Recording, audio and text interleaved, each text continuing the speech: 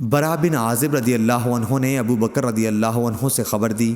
دوسری سند ہم سے عبداللہ بن رجاء نے بیان کیا، کہا کہ ہم سے اسرائیل نے بیان کیا ابو اسحاق سے، اور انہوں نے برا بن عازب رضی اللہ عنہ سے، اور انہوں نے ابو بکر رضی اللہ عنہ سے کہ ہجرت کر کے مدینہ جاتے وقت میں نے تلاش کیا تو مجھے ایک چرواہا ملا جو اپنی بکریاں چرا رہا تھا۔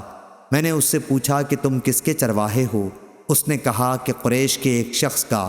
اس نے قریشی کا نام بھی بتایا جسے میں جانتا تھا۔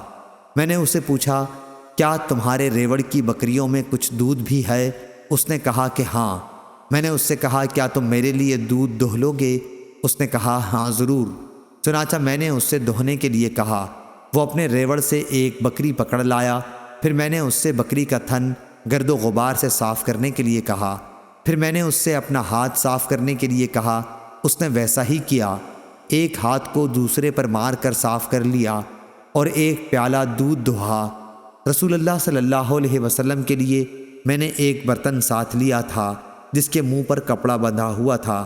میں نے پانی دودھ پر بہایا جس سے اس کا نچلا حصہ ٹھنڈا ہو گیا۔